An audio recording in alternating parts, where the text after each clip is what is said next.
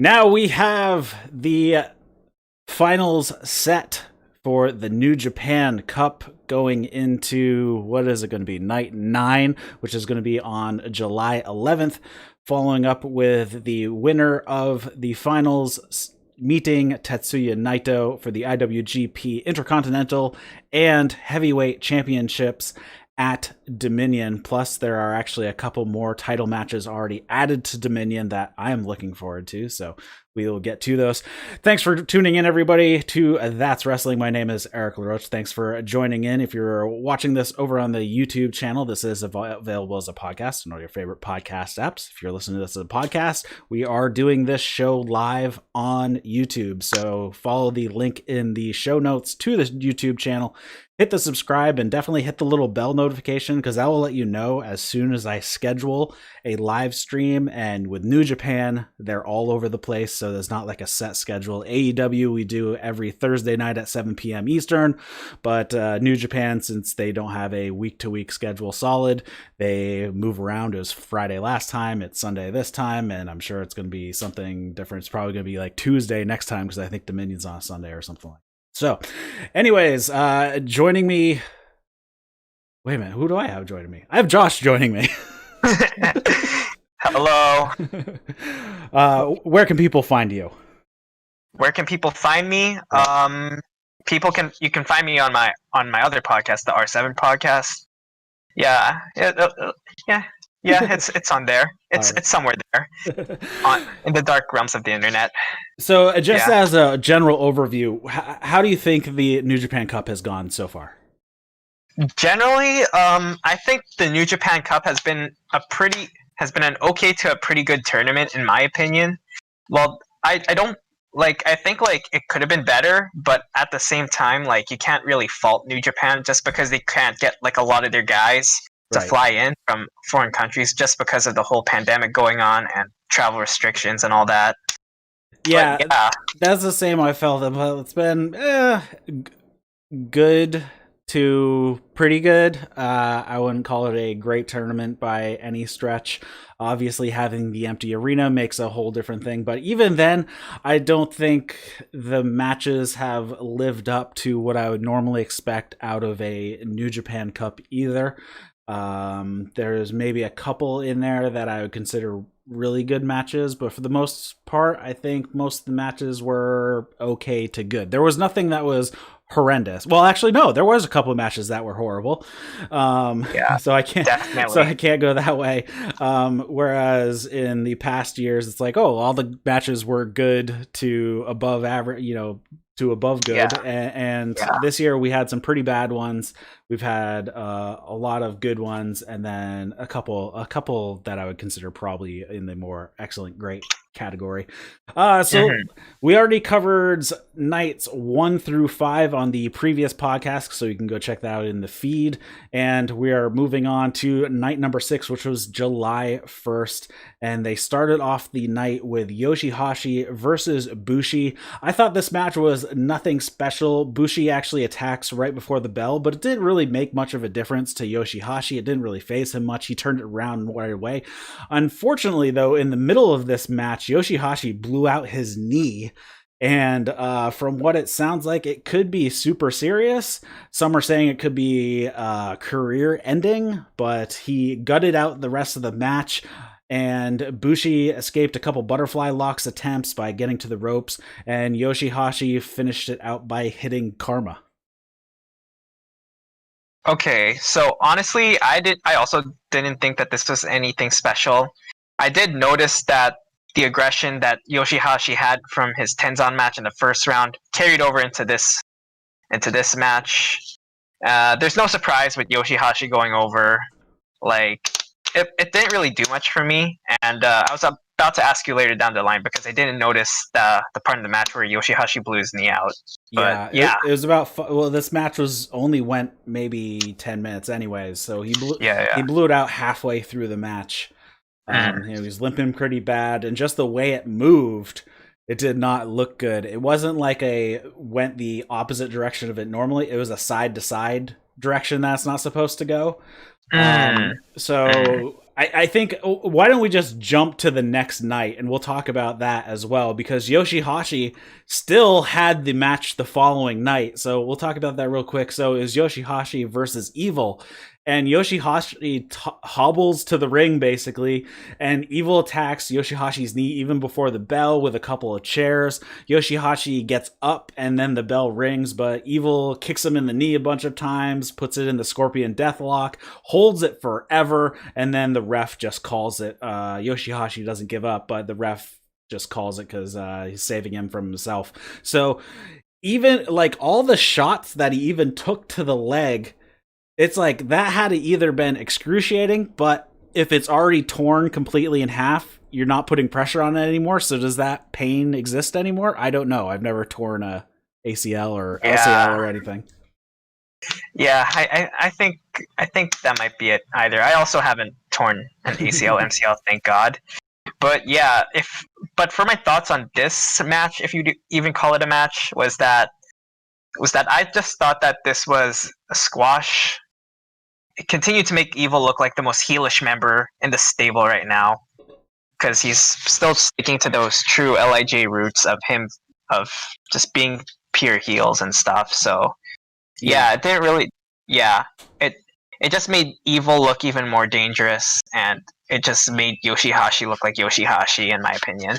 Yeah, and I'm sure that was not the planned match for the second night with his with his knee getting completely screwed up. So I'm curious how the match was supposed to go, but I guess it worked out. But yeah, I'm guessing just the way that moved, we haven't heard any news as of right now what the diagnosis is, but I'm guessing it's going to be either an LCL or an MCL, which are the lateral ligaments on the outside of your knee, just given the direction it moved, and possibly the ACL tears in there as well. Like, we've seen people work through ACL tears, work with tears, because you have a lot of ligaments holding your knee together. So if you only tore one of them, I guess he could gut it out the next night and then head into surgery, the following day if he has to, or something like that. But again, we haven't heard anything.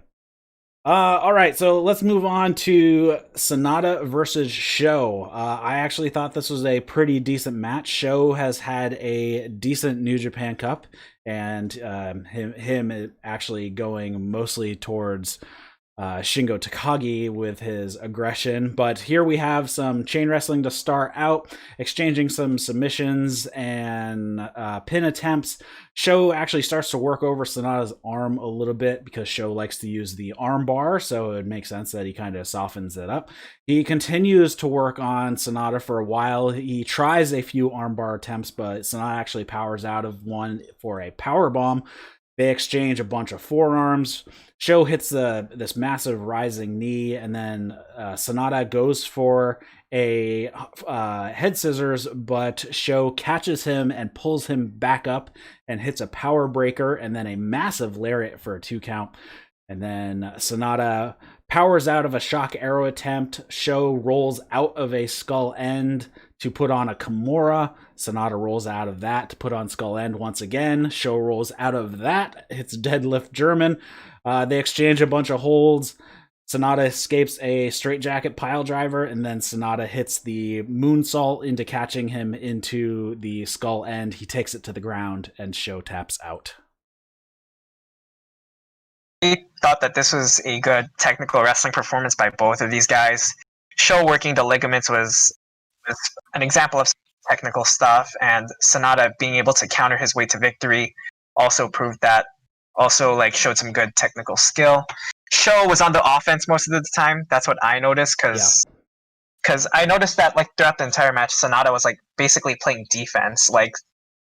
They were I can't really name specific spots in the match where Sanada was more on the offense.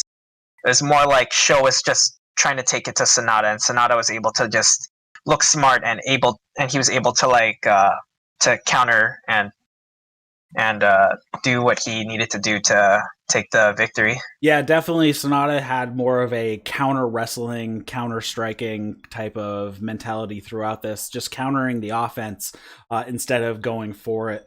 Because I guess it would make sense. Sho can be pretty dangerous, especially with various submissions that he likes to use, especially with the arms. So Yeah. keeping those limbs away from Sho is probably a good idea. Let him come to you and pick them apart that way. Yeah. So I thought it was a pretty decent match. Next up, we have the multi-man match for the evening. We have Yota Tsuji, Toriano, and Tomohiro Ishii versus Hiromu Takahashi, Shingo Takagi, and Tetsuya Naito. Basically, this is just a preview for the next night with Hiromu and Ishii having segments in the middle. Not Ishii. Hiromu and Ishii having segments in the middle of the match, and in the end, Hiromu basically stands up to Ishii. He's not scared of him, and plus, he still wants the match with Naito that he hasn't had yet. Right. Yeah. This I just thought of this as like a preview for the next night. I've also noticed that in this match, Hiromu is still traumatized by Toriano, especially once Toriano like pulled out the Ziploc bag that has Hiromu's like strands of hair. Mm-hmm. Noticed that throughout the entire match, Naito and Shingo were mostly focused on breaking down Yota Tsuji. The Hiromu Ishii exchanges were good. I especially like this one spot where like Hiromu would like run, like they did like this whole fake out where it looked like Hiromu was gonna run the ropes and drop kick Tsuji or do something of that, like once Naito had him locked in, but Hiromu instead chose to light the fire inside Ishii and knock them off the apron. So I like how they're building that heat for the next night. And I also loved how Hiromu finished off Yota Tsuji with the Boston Crab. Just thought it was kind of savage of him to do that, just because in New Japan and in any Japanese promotion, I believe, if you finish off a young boy or a young lion with that move, that's just pure disrespect in a sense, or a pure like mockery of that young boy or trainee. Yeah, because that's the only submission move they're also allowed to use as well when they're young lions. Next up, we had Taichi versus Kota Ibushi. Taichi had Zack Sabre Jr. come out with him, but Kota Ibushi did have backup in Tanahashi coming out as well. This match I had a few gripes with right off the bat. Zack Sabre Jr. creates a distraction and attacks Ibushi on the outside. It's like, okay, Ibushi kind of deserved what he got here because he was dumb enough to fall for it. So Tanahashi runs around to the other side of the ring and fights Zack Sabre Jr. on the outside a bit. Taichi tries to choke out Ibushi with some camera cables on the outside, making him have to answer a 20 count. And back in the ring, he keeps trying to choke Ibushi various ways, and the ref is a bit slow on even noticing the illegal chokes.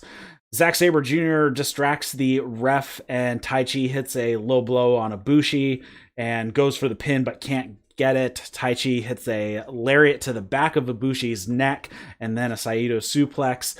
Ibushi hits a jumping knee, but he does not have the ability or power to follow up the Kamigoye, and then Ibushi ends up hitting a bastard driver, dropping Taichi right on the back of his neck. It looks like he didn't have enough of his legs to keep him from dropping his entire body weight on his neck there. And Taichi does kick out, though. The ref gets knocked out of the ring by Taichi. I think he threw Kota Ibushi into the ref.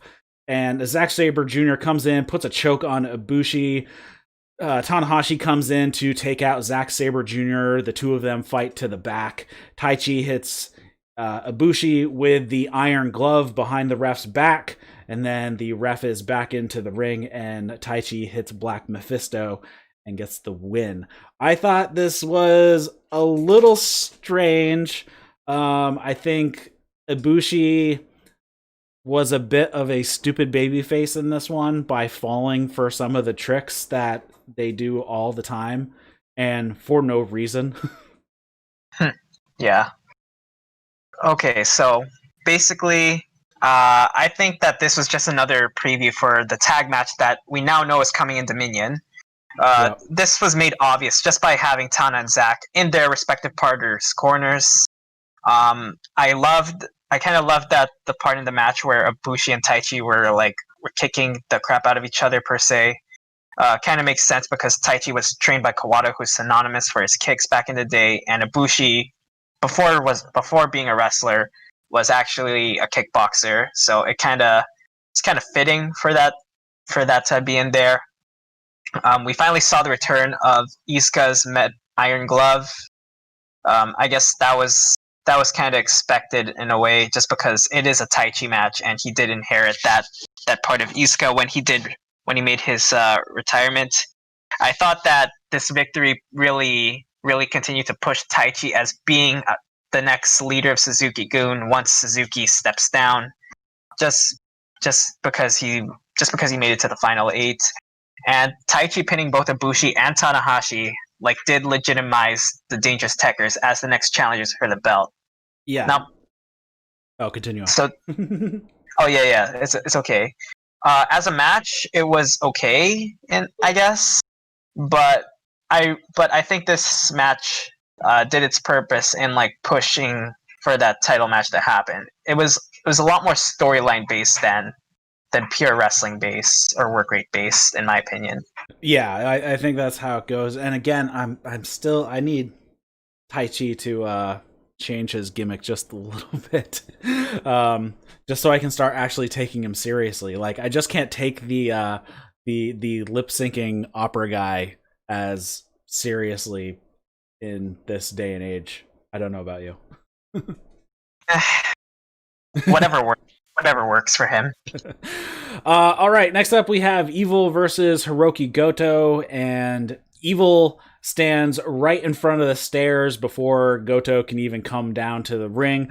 They have a little bit of a stare down on the outside, and then they just go at it on the outside. The bell gets rung before either of them actually make it into the ring. They fight for a while on the outside, and then back into the ring, back out of the ring, and Goto gets run into the post with the chair around his neck.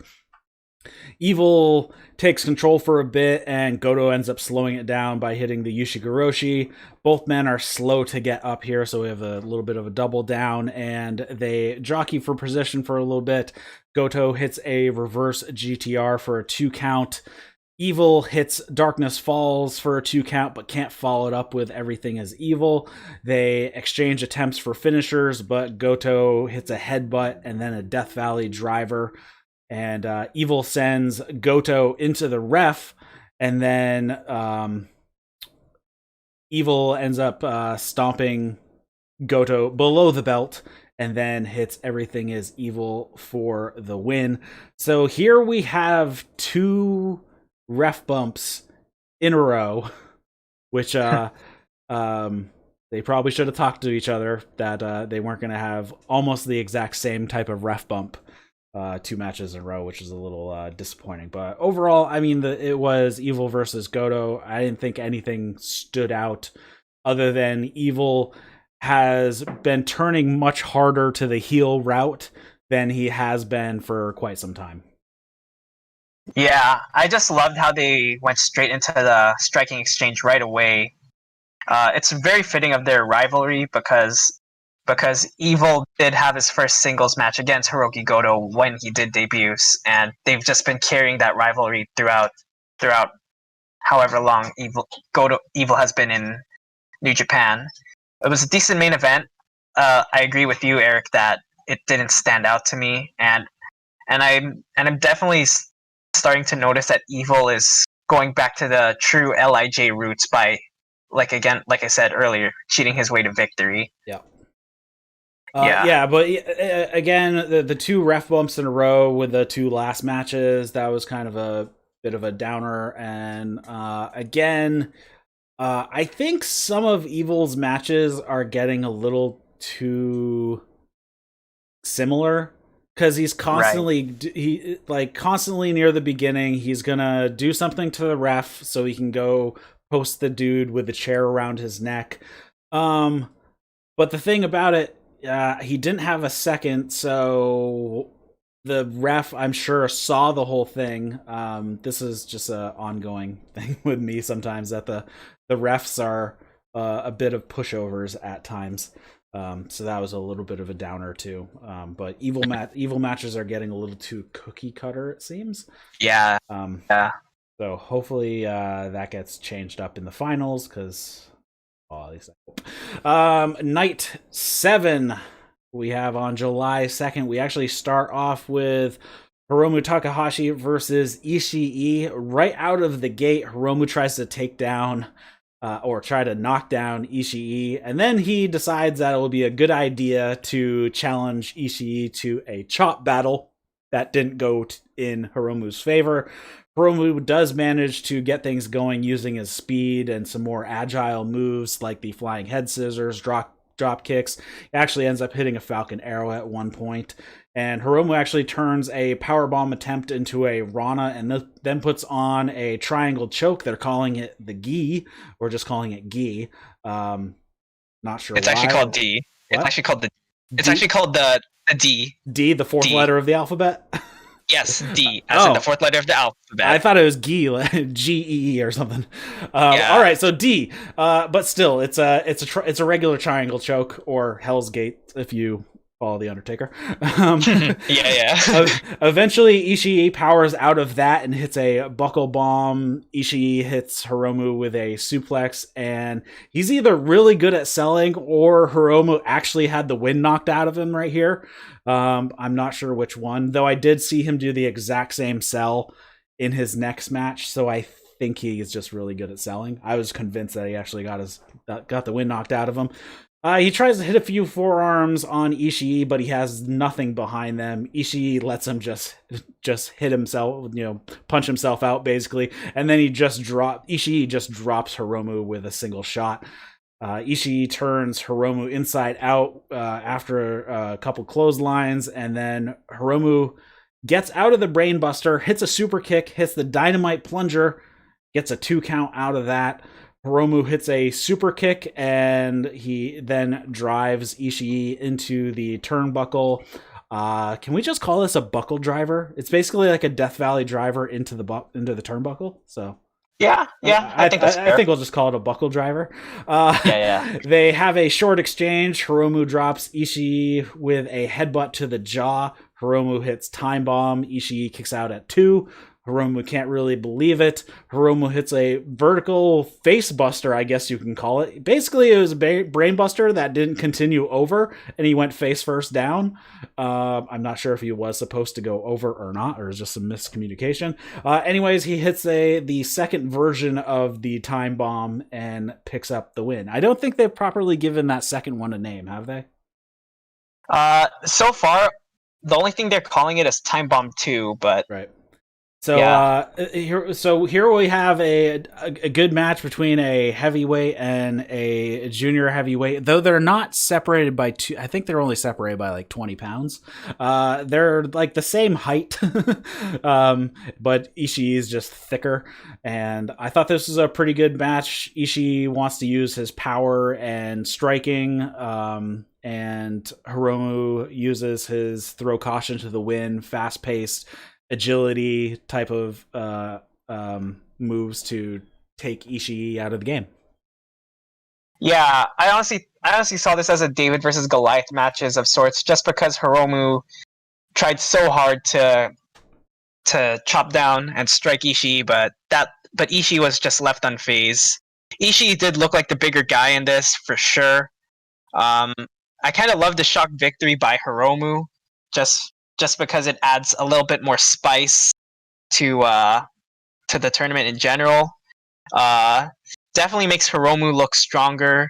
That especially because like Ishii has been like the toughest guy in New Japan, arguably, and getting that win from and Hiromu getting that victory definitely makes Hiromu look stronger. Ishii is the only other guy other than Will Ospreay to kick out of the time bomb.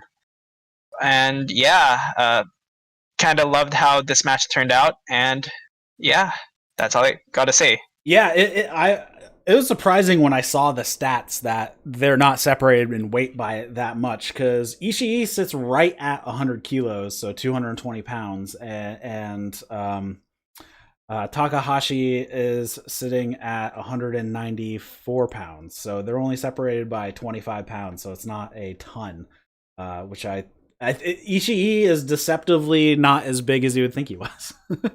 Yeah, yeah. So Ishii, that's yeah, 88 kilograms to 100 kilograms is what the for the rest of the yeah, world. yes, yes.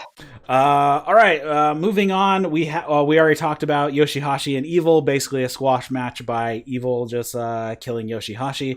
And then we had a multi-man. It was Bushi, Shingo Takagi, Tetsuya Naito versus Hirooki Goto, Sho, and Yuya Uamura.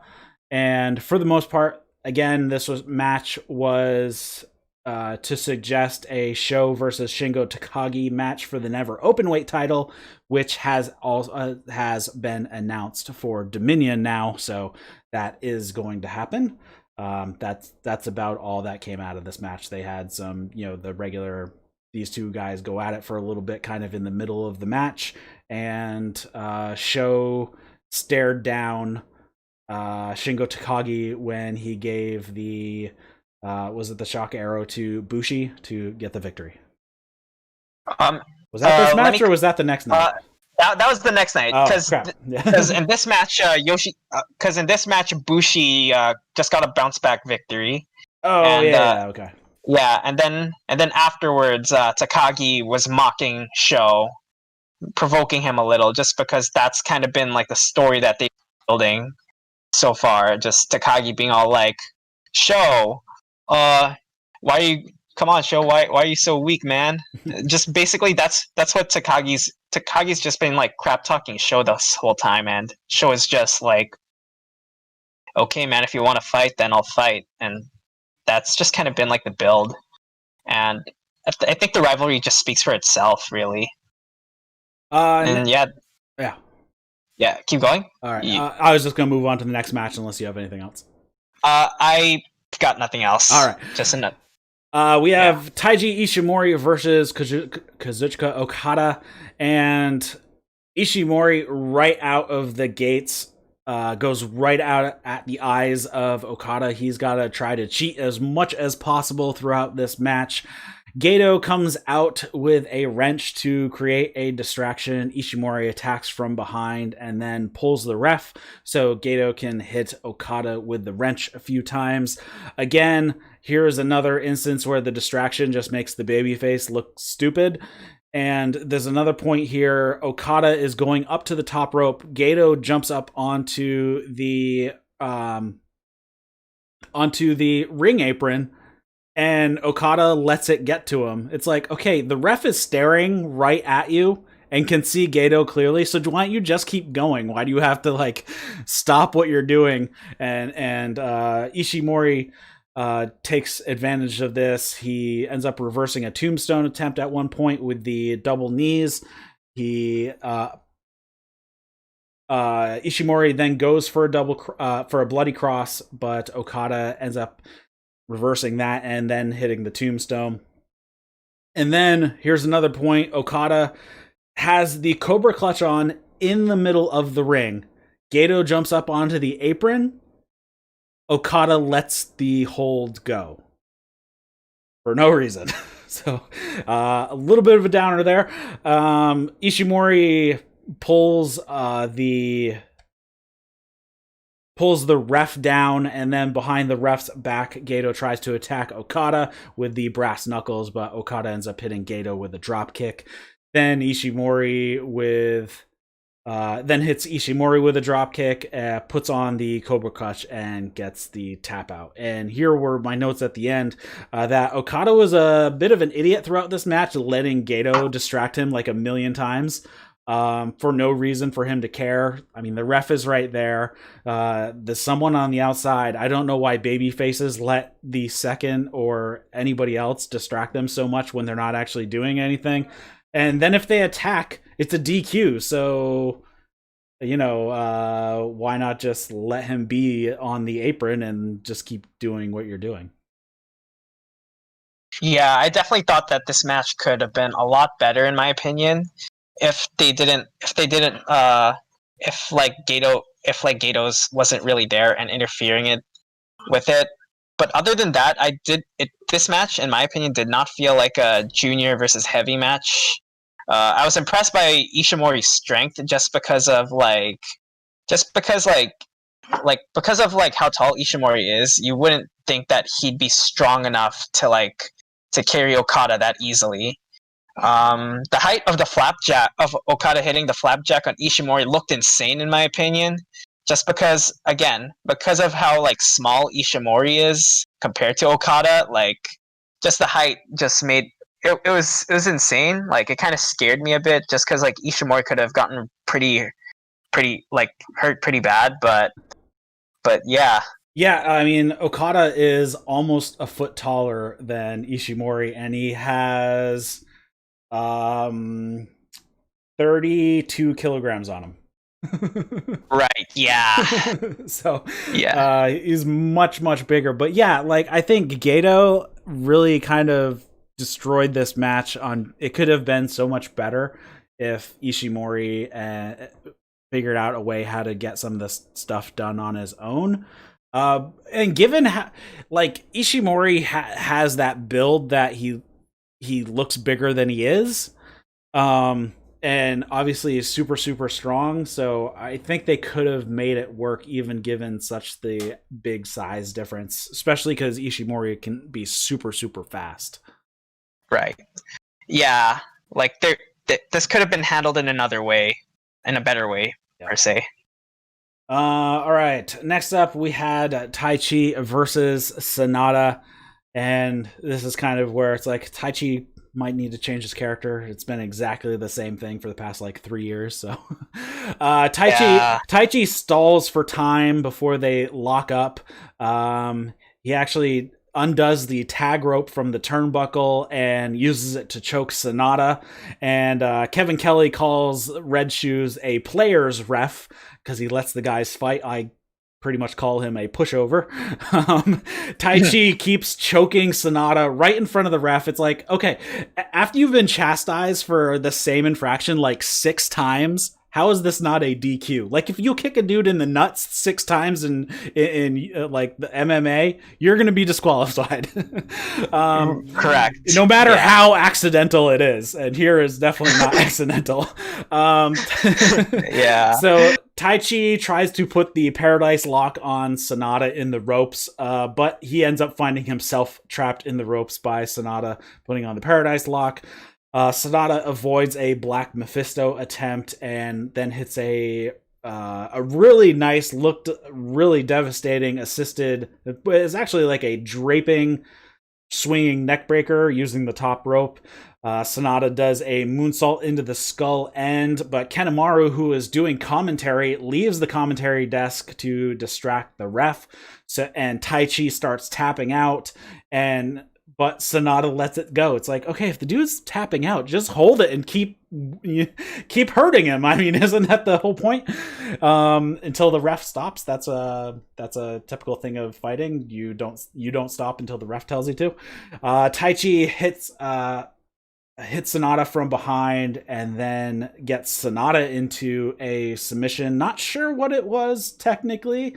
He had his head trapped under his bicep and then had the other arm kind of locked behind the other arm. Not sure what it was actually called.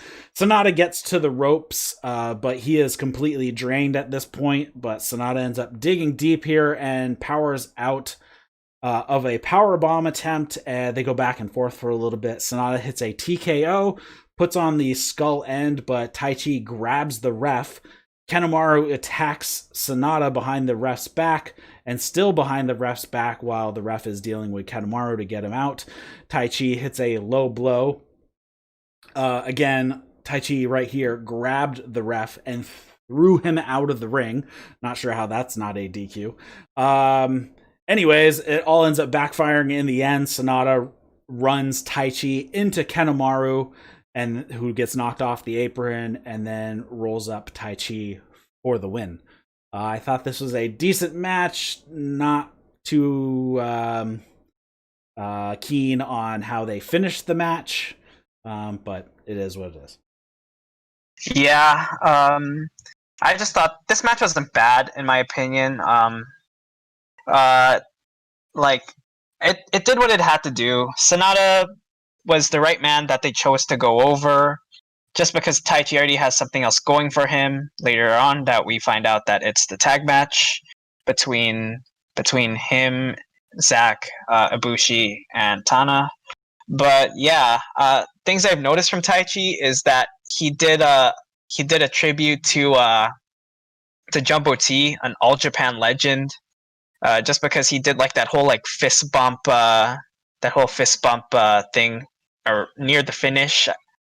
Yeah, that's something that the Japanese commentators pointed out. And yeah, I didn't think that Taichi didn't really weak. Taichi just looked like Taichi, I guess. Yeah. But yeah, this match wasn't anything special to me. It's just Sanada moving on to the semis, and that's all I really thought about it. Yeah, same here. Then we have Hiroshi Tanahashi, Kota Ibushi, Yuji Nagata, and Gabriel Kidd versus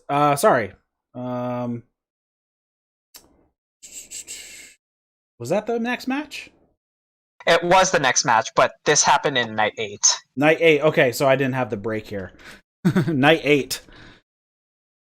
Okay, so night 8 starts off with Hiroshi Tanahashi, Kota Ibushi, Yuji Nagata, and Gabriel Kidd versus Taichi, Zack Sabre Jr., El Desperado, and Minoru Suzuki. There was Taichi here again. I'm like, he didn't have 2 matches in a row. So, all right, basically, this was more Zack Sabre Jr. and Taichi beating up on Ibushi and Tanahashi, continuing on their spat to get the tag titles for the most part. Yes, that was definitely it. But another thing I've noticed is that there's more tease towards Desperado moving into more of that open weight heavyweight role, that as he continues to pin like the heavyweight young lions, because he definitely got the finish on Desperado, and he got the finish against Kidd, who is not a small guy at all. He's like Gabriel Kidd's 6'1", and he's a muscular 6'1", so there's that. Next up, we have Hirooki Goto, Tomohiro Ishii, and Sho versus Tetsuya Naito, Bushi, and Shingo Takagi. So same lineup from the previous night. This is basically the continue of the grudge between Shingo Takagi and Sho. As I mentioned mistakenly from the previous match, Sho was staring right at Shingo Takagi while he gave Bushi the shock arrow for the win. And he grabbed... Shingo Takagi has 2 belts. He's got the never open weight title. He also is one of the never open weight 6-man title holders as well, so he's kind of like holding up both belts, like, which one do you want, and Sho snags the never open weight championship from him, and showing his intentions. So there's that. Yeah, this match, like you said, was just more built towards Sho versus Shingo. I kind of love the post-match exchange, just because as soon as Sho grabbed the belt, Shingo tried to get a shot in, but Sho evaded and hit Shingo with a spear, and he was able to and Sho was able to stand strong at the end of this. And this also makes me believe that the end of Roppongi 3K could be near, just by seeing like Sho already step up and challenge for a singles belt. Yeah, so, well, we do have a little problem here as well, so might as well touch it here. So, Yo suffered a knee injury as well, and he actually did, and it was confirmed, tear his ACL. So, he's definitely not going to be back, so that throws the junior tag titles up in the air. I'm guessing they'll just have to vacate the titles, because it's going to be 9 months to a year before Yo can get back in the ring anyways. So he's going to be out for quite a while. So it makes sense that they put Sho going into a singles path, because his tag team partner is going to be gone for a while. Definitely. So if that was the plan prior or not sure, but it worked out how it did work out. Then next up we have the Grand Master reveal, and it is Master Wato. He shows up. They've been teasing this the entire time. I haven't really touched on it because it wasn't really anything of intrigue to me. It ends up being Wato, and right when he's in the ring, Doki comes out, beats him down with a pipe, and that sets up Grandmaster Wato versus Doki at the finals. They'll be at the finals for the New Japan Cup, facing one another. Okay, first of all, what is this gimmick, Master Wato? What right? Yeah, just what is this? This definitely looks like a Yoshi-Hashi 2.0, if you can say that. But yeah, all surprise to shock reactions aside, I think Doki's like the perfect showcase debut opponent for Wato, just because Wato can destroy him and look strong. Yep. But part of me believes that. But I've been seeing like these theories online, and I have good reason to believe that this is probably not Hiroki Wato's actual gimmick. I'm hoping not. Yeah, but I wouldn't be surprised if it actually was, just because New Japan gimmicks tend to be goofy. Because think about it like this: if you saw Evil come in and debut for the first time, you just think, what is this? What is this? Yeah, but I think this is almost a whole new level. Yeah, this is like a whole new level of cringe. but I could see that. But it's definitely possible that this whole Master Wato thing could kind of be similar to how Okada debuted. Just because when Okada debuted, he had like the blonde hair. He just had like this like strange getup of the Rainmaker, whatever that was. The awkward promo was definitely something that Okada did on his debut night. Mm-hmm. So unless like they can just like pull out something and just make Wato show that, hey, I'm not actually I got all you guys. That's not actually who I am. This is who I am. And then he just shows out to be like this dangerous guy that can be a threat to Hiromu's title. That would probably be ideal for me, but only time can tell. We'll have to see at the New Japan Cup Finals to see what comes out of this. Yeah, I'm not sure what he did while he was on excursion because he was in CMLL, so I didn't really see any of his stuff, but he was Kawato-san in CMLL. I'm not sure what the gimmick was like there, if anything strange, but of course now we have Hiroki Kawato coming back with this gimmick, which is a little strange. Yeah. So we'll see how it goes. I remember him as a young lion because that's about the year that I saw him for about a year, because that's when I started watching New Japan back in 2017. So I saw him throughout that until he left. So I remember him a little bit, but not super in my mind. So we will see. Next up, we have the semifinal match of Evil versus Sanada. So 2 LIJ members. So actually in the semifinals, we have 3 of the 4 is from LIJ with Evil, Sanada, and Hiromu. So we have Evil and Sanada. Sanada offers a handshake to his normally his tag team partner, who they've won the tag belts a couple times, I believe. And Evil slowly goes for the handshake, and as soon as he grabs his hand, Evil pulls Sanada in, tries to hit Everything Is Evil right away. Sanada tries to hit Skull End, and then they disengage. So we have a little bit of a Sanada is like, maybe I should not be trusting Evil anymore at this point. So I guess this whole match kind of heads towards, are we going to see Sanada split off as well? Or at least from Evil, and not or have a riff with Evil, because it looks like that might be where this will go. Evil runs Sanada into the post with the chair around his neck. So, like I said, the spot that you see in almost every Evil match at this point. Evil grinds the point of his elbow into Sanada's eye a couple times. He used this in a previous match as well. Evil uses the ref as an unwilling participant a couple times, one time to hit a magic killer. And then Sanada can't seem to get anything going for quite a while. Evil hits Darkness Falls for a 2 count. Sanada manages a Tiger Suplex with a bridge for a 2 count. I have not seen anybody use the Tiger Suplex for a while. Sanada puts on a skull end after that, and he tries to go to the ground to get the hooks in, but Evil rolls backwards out of it. Sanada tries a flip over into a skull end, but he did not get over, and Sanada landed directly on the top of his head. We have a double down here. They're both down. You can kind of tell they're trying to figure out where to go from here. I'm not sure if Sanada had a stinger from this. I'm guessing he did because he landed directly. I think he got his wits about him, and they go back to the skull end, and he goes for the moonsault, but Evil gets his knees up. Evil pulls the ref in front of Sanada while Sanada's charging Evil in the corner, so he ends up squishing the ref instead.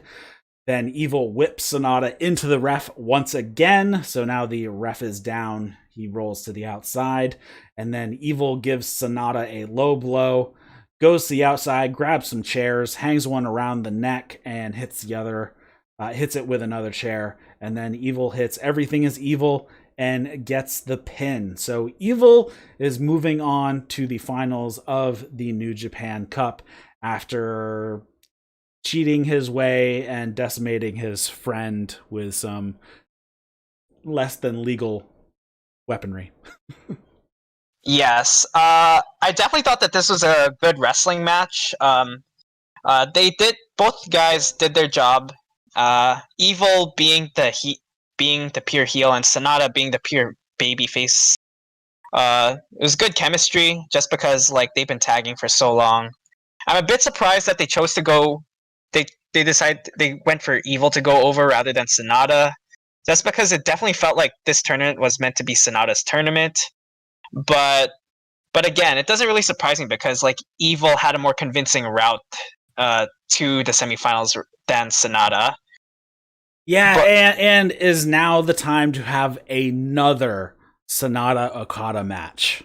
We've had quite a few of them in the past couple years, and Sanada's only pulled out one in the G1 and went down like 7 other times. Yeah. So maybe it's because I think we're heading towards eventually Sanada getting to Okada in a more meaningful way, and then finally beating Okada in a more important match than just a middle of the G1 type of match. Yes, I agree. Another thing I can say, sorry to cut you off a bit, Eric, but but I definitely think that this match shows New Japan pushing Evil to be like that next top heel in the company. Yeah, I think that's definitely something to look out for. And then how does this play into the overall relationship of LIJ? Do we have Sanada going off on his own? Do we have some sort of implosion where everybody goes off on their own? Or do we have everybody turning on Sanada and kicking him out? So that it should come interesting because now it definitely seems Sanada is kind of on an island by himself from the rest of the guys. Yeah, I definitely think that Evil could go on his own just because I'm pretty sure like everyone else in LIJ has taken a bit more of a tweener to face trajectory, but Evil has like went the opposite, in my opinion. True, yeah. So, yeah, that could be another thing that Evil heads off on his own, or again, there's some sort of strife and they kick him out. I guess it could be a way it goes too. Yeah. We will see. And then the last match, we have Kazuchika Okada versus Hiromu Takahashi. Again, this is a heavyweight versus a junior heavyweight. Not as much of a weight difference. I think we're talking 35 pounds this time. So about 7 more kilos than the Ishii. So we have. Did you notice Hiromu had a giant bruise on the inside of his bicep? I did not pick up on that at Oh, all. it was massive. It probably went Oh, almost halfway to his elbow. It was huge on the inside of his right bicep. It was big. I don't know where it yeah. came from.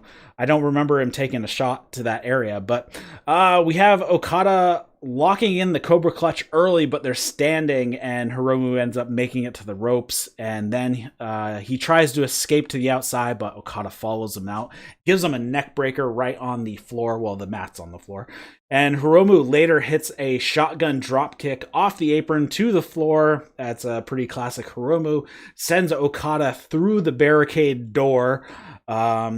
He eventually comes back into the ring. They have a forearm exchange. This match had kind of this pattern. It was really like go, go, go, double down. Go, go, go, go, go, double down. Go, go, go, go, go, double down. So we had so many of like these spurts and then a double down. We had to have had like 15 double downs in this match. On the outside, Okada throws Hiromu into the barricade for good measure, gives him a big boot that flips him over the barricade, and then gives him a draping DDT to the mats on the floor. And then back in the ring, Okada hits a massive shotgun missile dropkick. That's the best. They called it a missile drop. Well, I was listening to the English commentary. Kevin Kelly called it a missile dropkick, but it was a shotgun dropkick off the top rope, so I guess that's a shotgun missile dropkick. And he sends Hiromu flying.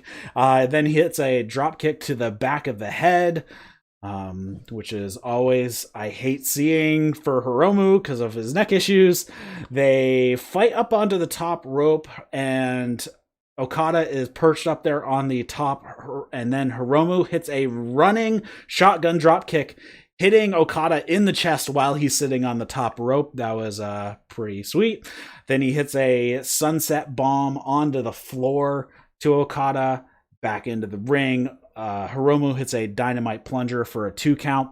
They have a double down here, and then when Okada gets back up, he hits the tombstone, puts on the Cobra Clutch, and Hiromu gets out of it, hits the buckle driver, and Hiromu hits Okada with a Rainmaker, and then hits a time bomb for a 2 count. So we have another person who is kicked out of the time bomb.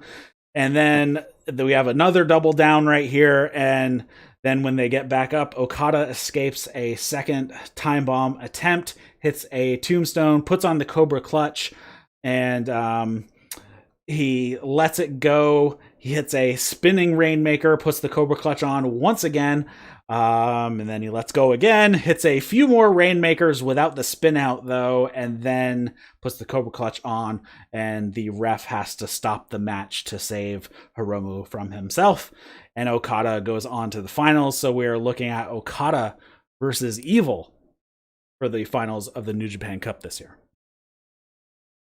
All right.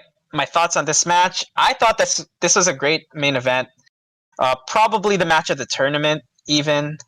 I loved how Hiromu took Okada to his limits. I believe that this match kind of closed that gap between junior heavyweight and heavyweight, as they made it look like Hiromu had a big chance to take Okada, because Hiromu didn't hit the time bomb 2 on Okada. Or he attempted to, but Okada was able to escape. Yeah. So that really puts the question up there that if Hiromu was able to land that on Okada, that could Hiromu have beaten him still? Right. Yeah. But yeah, this match did what it had to do. There was no surprise in Okada moving on. Like, there's only so much you can do with Hiromu, and like, sure, Hiromu's the junior heavyweight champ, but Okada's the company's ace. So that and Hiromu is probably already going to get a match with Naito anyways at some point. Of course. So, I'm guessing within the next couple months. And so at least we get that match. So putting him through the New Japan Cup to get that match when he's probably going to get it anyways is a little bit of a waste of a winner of the New Japan Cup. Right. And I'm not sure how Evil and Hiromu match would go.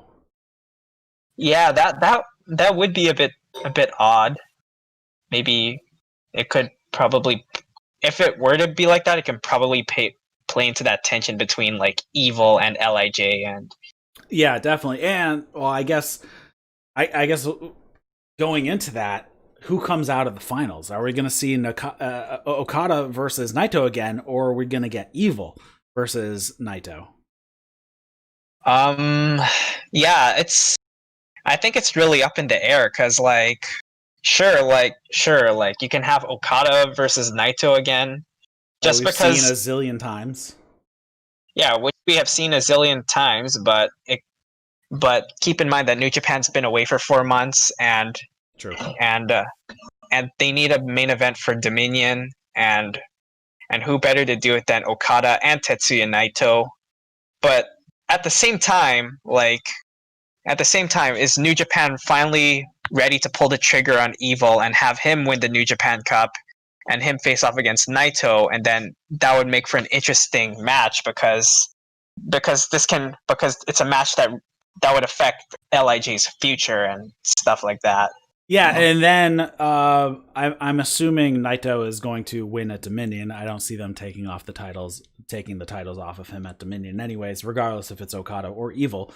So I think if they go with Evil, I think that's probably the smarter decision because then you can continue the play with Lij. So now you have you have a pretty heavy storyline there with Lij, whatever's going to happen with them. And then going into the G1 in the fall, you could have Evil win the G1, and then that furthers the tension that, oh, I'm coming back after your titles once again at Wrestle Kingdom. Yeah, or maybe even have Sanada win the G1. Who knows? Right. That's a possibility too. Yeah, I guess you could also put them on opposite sides, so we could see Evil and Sanada in the G1 finals once again, right, and send Sanada through this time, I guess. But yeah, it could be interesting. But anyways, back to this match. Yeah, I agree. It was a good match with Okada. It went like 27 minutes. I think how they paced it worked better because usually, especially with the gap, with having all these double downs. So as I mentioned, they had a lot of them. But I think that get up and go and then bring it to a halt, get up and go, bring it to a halt, works the best between the guys of having drastically different size. Because then you don't have kind of this long string of somebody needing to be in control the whole time for a long length of time, or it just looks weird if they're back and forth with no pauses. And I think that worked out in their favor. It was definitely a slow paced match. So, I mean, I think if they didn't have all these double downs, this match probably would have been like 20 minutes at most. But they had all these pauses in there. It helps protect the bigger guy on not being able to mow through the smaller guy, but it also protects the smaller guy from not getting mowed over. So you kind of have these pauses constantly. Nobody's in control for any length of time. And I think that definitely helps tell the story. Yeah, definitely.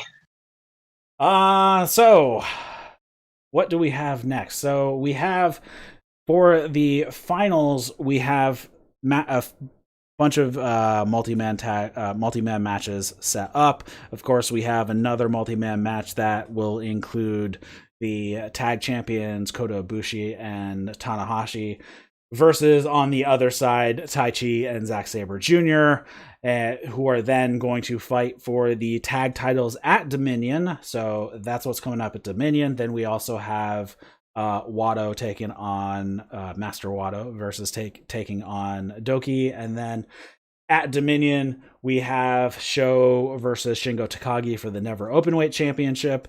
And then we have the finals of the New Japan Cup on the 11th. So it's going to be Okada versus Evil. And I'm hoping Evil goes over here, and then we can go with the Lij storyline throughout the rest of the summer, going into the G1. Yeah, I'm also pulling for Evil here, but I wouldn't discount Okada going back. But yeah, I definitely think that Evil would be the better and more interesting decision for the New Japan Cup. Yeah, and continue. All right, and I was about to say for the Master Wato versus Doki match, I mentioned it earlier, but I think Master Wato has to win this match, or else it's just gonna look like, or else it's just gonna be disastrous booking, in my opinion. Yeah, I think that's kind of a thing you always have to do when you bring the guy in. He's Yeah, got to at least get a win, yeah, especially if you did all these vignettes they had. So that I didn't mention it in any of the reviews because it was just kind of it was the same vignette over and over that they were teasing right. some. They're teasing a grandmaster showing up. I didn't know it was going to be Hirai Kawato, but then when it's like, oh, they're revealing this guy already. Like, I thought it was going to be drawn out farther, not like he was just going to show up, because the video that they played, it said coming soon, and then he Hmm. immediately comes out to the ring. It's like, Yeah, oh, okay, we're going to get that now. Okay, I figured it would be more of a impactful debut by it coming out in the middle of a match or challenging somebody, or somebody is already in the ring cutting a promo and they come out to challenge, but yeah, whatever. um yeah. but yeah, if Um, he's just got to beat down Doki in a few minutes, and I think hit his finisher, get whatever his finisher is going to be over, and call it a day. yeah. Another thing about Master Wato, I actually think that this could have been more drawn out if the pandemic hadn't hit New Japan, because I think the plan, in my opinion, this could be a guess that they plan to have Wato debut at Dontaku, and then bring Wato, and then have Wato be in the best of the Super Juniors this year. True. Is he that size? Yeah, Wato Oh is yeah, he's 80 kilograms. Yeah, he's definitely junior yeah, size. I didn't really, yeah, I didn't really pay attention what the size difference between him and Doki was, so I didn't notice if he was the same size yeah, as Doki or not. But yeah, yeah. so we have the New Japan Cup Finals. That's going to be on July 11th. So just going through if they've updated any more of the card. Nope. So we have Evil versus Okada as the final match, and then of course we have a ton of multi-man tag matches. Like I said, we have Kota, Bushi, and Tanahashi on one side in a 8-man, and Zack Sabre Jr. and Taichi on the other. We also have Show on one side of a 6-man with Shingo Takagi on the other side. So we will get those. And then for Dominion, we have the 3 title matches. So I am looking forward to that. That's going to be on July 11th. And they are scheduling additional shows. So we have a show on July 20th and on the 25th scheduled. So hopefully everything is okay, because they are planning on having fans in attendance for Hmm. these next shows. So hopefully Yeah, everything goes all right. yeah. Hopefully, yeah. All right. Got any parting words for us? Um, uh, I don't know. I'm excited for next weekend. Definitely, I'm definitely expecting like some title changes. Either the Dangerous Techers becoming the new tag champs, maybe possibly freeing up Tanahashi and Ibushi to be possible G1 winners. I I would definitely be down to see another shock victory by Show, specifically just because he's got nothing going for him. But I'm still leaning towards Shingo to win that match, just because I don't think it's Show's time to win that title yet. Yeah, And and now with Yo out, Show's going to be on his own anyway, so it would make sense that he just continues on out as a singles, and then he can get into some other. Of course, he could also go after Hiromu as well. yeah, that would be a more like realistic. That would be more realistic for Show, just because Show has that chance to really take the title off of Hiromu, and he can be the junior ace sooner rather than later. Who knows?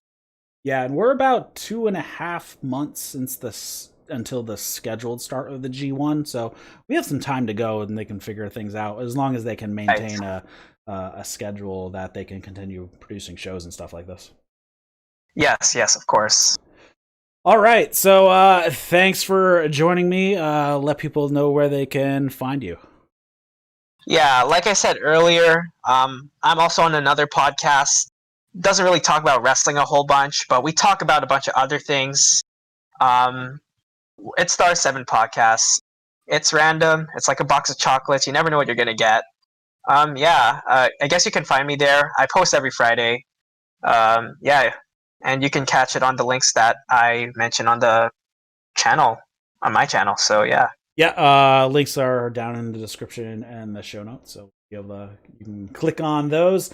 And thanks for tuning in, everybody. My name is Eric LaRoche. Be sure to like and subscribe to the YouTube channel if you're listening to this as a podcast, and if you're listening to this on the YouTube channel, it is available as a podcast. Also, check out the YouTube channel. I do a newswire segments, 5 to 10 minutes every day or every other day to cover New Japan and AEW news mostly, and then anything that might spread industry wide and all that fun stuff.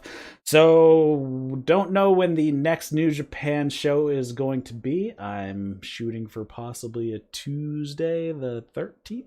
14th. We will see. We'll figure that out. But if you subscribe to the YouTube channel, hit the notification bell, then it will let you know as soon as I schedule it. Be sure to tune in on Thursday, 7 p.m. Eastern for the AEW Dynamite post show. And we will see you next time. That's wrestling. See you later, guys.